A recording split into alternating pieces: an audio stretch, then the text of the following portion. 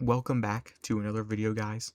Today I will show you guys the 10 albums that impact and influence my life and interest in music the most. Similar to what a lot of music related YouTubers have done in the past. A few rules. Number one, only one inclusion per band. That way it's fair and balanced. And I don't have like 5 Black Sabbath albums or something, because several of their albums were influential to me. But we have to be fair. Number two, I may make a part 2 featuring more albums that were not as influential as these, but still very influential to my life. And three, just because I didn't include an album does not mean it didn't change my life. Every album I listen to and like is important and a worthy inclusion in my life. These are just the 10 that did the most. And number four, I still have to like the album. No albums I used to like, but then later was like, nope, this sucks. So yeah, let's get started with the first album that I ever liked from the first band that I ever fell in love with. And that first album is Nevermind by Nirvana. We're going to go back a bit. We're going to go back to October of 2024. A lot of the interests that I had, and this was before I got to rock and metal music, by the way. A lot of the interests I had, I was starting to lose interest in.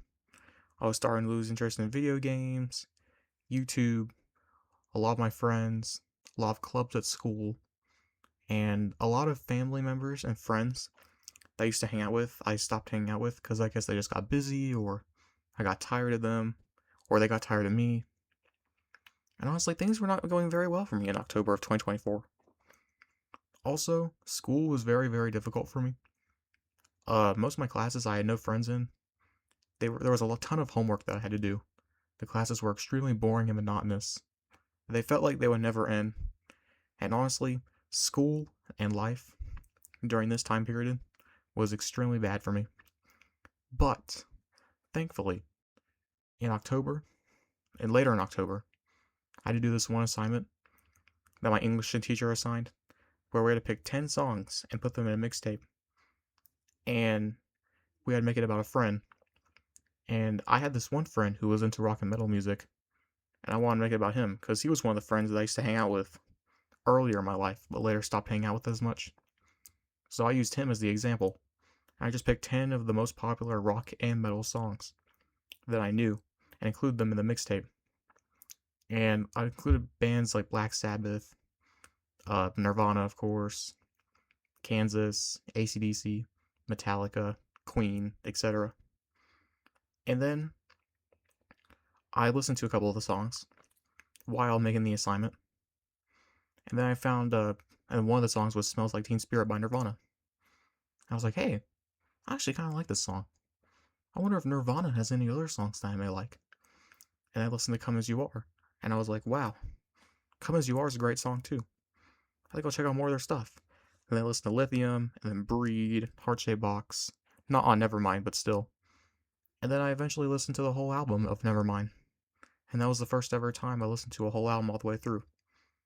So yeah, Nevermind has a lot of Nirvana songs that were hugely beneficial to my life during that time period and helped me get through the pain of that semester for me.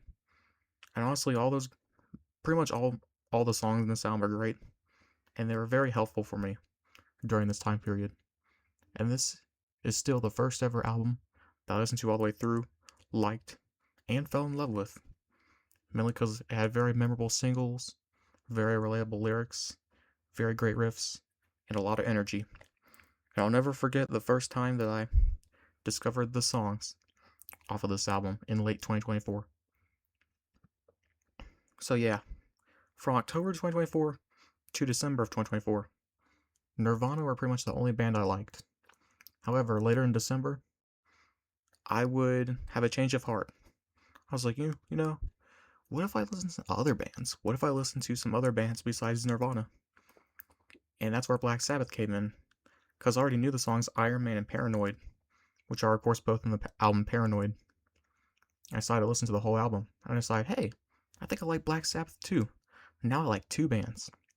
So yeah, Paranoid is the next album on this list. And yeah, this was the first album that I liked that was not by Nirvana, and the first metal album that I liked. So yeah, that's huge for me. And yeah, in December of 2024, I was like, hey, I like this album too. So yeah, another great album. I pretty much liked every song. The riff stood out to me. The vocals stood out to me. Ozzy's iconic vocals. And of course, the bass and drums, add a lot to the album. And the songs were just very catchy. And since I already liked Iron Man Paranoid, it made it easier to get into this album and like another band. And of course, the horror related lyrics helped me get into the band too, because I was very into horror movies around this time too, and the years before. So yeah, the horror lyrics also helped me get into this album. I was like, wow, Black Sabbath, they're like my band. I might even like them more than Nirvana. And I did end up liking them more than Nirvana. So yeah, Paranoid, another important album for me, especially since it's the first album that I liked that was not by Nirvana, and the first metal album that I liked. So yeah. Alright, we're gonna fast forward a few months to around March and April of 2025. I'm starting to get into more bands of the metal and hard rock world, and I'm starting to get into more niche bands around this time, now that I've checked out a lot of the really popular ones. And one of the more niche bands was Candlemass, and their album Epicus Doomicus Metallicus. And I surprisingly found Candlemass earlier than most people would have this early in their metal journey. And this album stood out to me because early 2025 was not much better compared to how I had it in late 2024. It was basically still the same. It was slightly better, but not by much. And a lot of the pessimistic lyrics on Epicus Doomicus Metallicus stood out to me, especially during the hard time. And yeah, a lot of the doominess and gloominess and heaviness of this album was just very relatable and understanding for me. And it's just a great album with a very great atmosphere, very iconic songs. And it was the album, besides a lot of the albums Sabbath made, it was the album that got me into doom metal, basically. So yeah, Epicus Doomicus Metallicus is another album that definitely helped me get into metal. And of course, since it's not as extreme and fast as some other metal bands, that also helped me have a better image of metal than what most people see it as. So yeah. And then fast forward to like May or June of 2025, I have Sad Wings of Destiny from Judas Priest. I knew I had to include Judas Priest on this list, and this is my favorite album from them, and their most unique sounding. I still have yet to find an album quite like it. The closest would probably be Sin After Sin, but even then, it still never quite matched the vibe of this album. I like to nickname this album vintage heavy metal, because it is a vintage heavy metal album. And yeah, it's a great early heavy metal album. A lot of great vocals from Rob Halford here. Really him coming to his own here. A lot of great riffs and solos. Lots of variety. Perfect length. Actually, I kind of wish it was longer now I think about it. And great piano parts. And yeah, just a great atmospheric early metal album. So yeah, Sad Wings Destiny was very influential to me because it helped me get into Judas Priest and other 70s metal bands. And it's just a very great album too. I couldn't stop listening to it over the summer of 2025. And yeah, that's pretty much all I have to say. Next, I have another 70s metal album, Rising by Rainbow.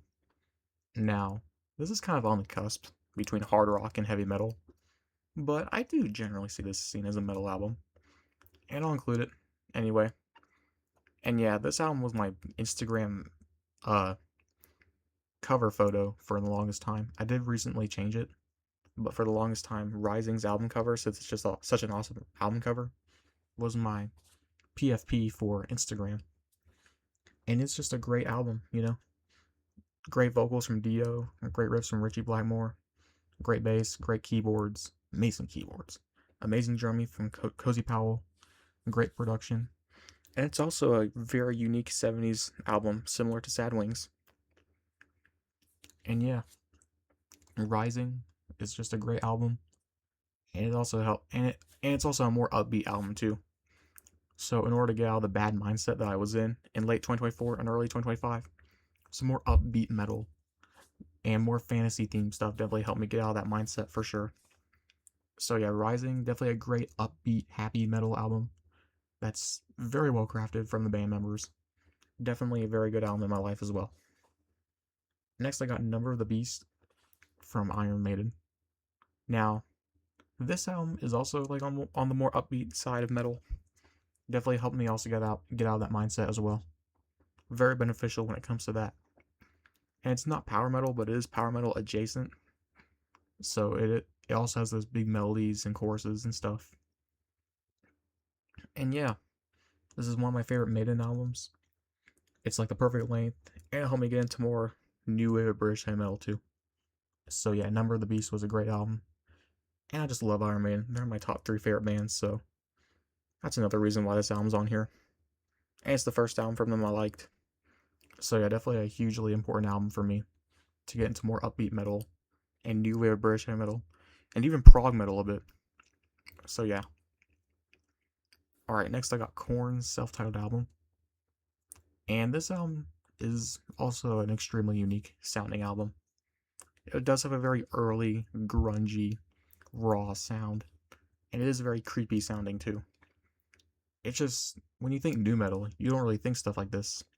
You think of the later stuff like Limp Bizkit, Significant Other, or Hybrid Theory from Linkin Park, or Infest from Papa Roach, or even like Korn's later stuff that's more melodic and more produced and more radio friendly. But this album is not like those. It's still nu metal, but it's much rawer and dirtier and creepier and more disturbing nu metal. And I mentioned earlier that I liked horror and disturbing things. So the self-titled album from Korn fit that niche pretty well. But instead of horror about like demons and ghosts or stuff happening to other people, Korn was saying about the horrors of their own lives, about the real stuff that happened to them, like bullying, abuse, and loneliness, etc. And I don't know why, that just stood out to me. I was like, oh, that's edgy, you know? So yeah, me in mid 2025 definitely enjoyed that album a lot, especially with the weird creepiness it had. And I just like the dark atmosphere of it. And the vocals too were also kind of unique sounding. I mean, they did sound very grunge-alike, but also in a weird way. So yeah, Korn's first album, very, very important to my life too, because it helped me get into nu metal, and it just had a very unique, just weird, interesting sound for me. And helped me get into Korn. They're my second favorite band, behind Sabbath. So yeah, it's definitely a interesting album to have in my life. So yeah. And next I got Images and Words from Dream Theater. This album was very, very important for me to get into prog metal and prog rock. Because before I listened to Images and Words, oh, by the way, now we're in December of 2025. Before I listened to this album, I did not like prog. I thought it was too boring, too long, too pretentious, and just, it really wasn't for me. However, I listened to this album and I was like, wow, maybe prog is for me. The songs were so well crafted, all the instruments sounded great, and there are many instruments too. The vocals were just heavenly, the production was amazing, but it still had a unique sound to it too that stood out to me as well. And it was just so well crafted, and I was like, wow, maybe prog is for me. So Images and Words helped me get into prog rock and prog metal, which I would definitely obsess over way more in 2026 than in 2025. So yeah, that album was definitely important for that. And Dream Theater in my top 10 favorite bands. So yeah. Also, I never heard drums the same way ever again after listening to that album. Or vocals for that matter. So yeah, hugely important for that. I'll never hear music the same after listening to Images and Words. And next, we have Revolver by the Beatles. Finally, yep. Another non-metal album. The last non-metal album in this video was Nevermind, the first one. And yeah, this is more of like a psychedelic pop / pop rock album. And this album helped change my viewpoint on pop music. Before I listened to Revolver, I was like, ew, pop music, ew, Taylor Swift, Ed Sheeran, ew, Sabrina Carpenter, ew, Bruno Mars, ew. And don't get me wrong, I still dislike those artists. However, Revolver taught me that not all pop music is that shitty. There's actually pop music out there that's pretty good if you go looking for it. And yeah, Revolver was a great album for me. Still a 10 out of 10. Easily my favorite Beatles album. And it definitely changed my way. Definitely changed my viewpoint on pop music. And it definitely helped me get into other genres besides metal and heavy rock, since it is a psychedelic pop album. And it definitely helped get the bad taste of pop out of my mouth. And it inspired me to check out some other pop albums, both from the Beatles and from other bands too. So yeah, I definitely got the bad taste out of my mouth. Like I said, I still hate like the really mainstream modern pop stuff like Taylor Swift, Ed Sheeran, all that stuff. But when it comes to like underground, more experimental pop, it's not actually that bad. It's not bad. I do like it. So yeah, Revolver made me way more open-minded when it came to other genres of music. So yeah, thank you Beatles for making me not a closed-minded metalhead. And finally, we have the 10th album, which is Close to the Edge by Yes. I knew I had to include at least one progressive rock band, and Yes, they're easily the one I wanted to include, because they're my favorite prog band of all time. And Close to the Edge definitely helped me get into the prog, because it sounded weird and less accessible than their other stuff, but it still sounded very melodic and very well crafted. And it helped me get into more progressive rock. And if you like Close to the Edge, then progressive rock is for you, because it's easily a progressive rock album, but still somewhat accessible, but not all the way. So yeah, definitely a great album for that. And it's just a awesome album too. It's also good for that. And if you like it, you'll probably like most of Yes's other stuff, and most of prog as well, since many prog bands copied the sound basically. So yeah. And yeah, those are my picks. Feel free to include albums that changed your own life in the comments below.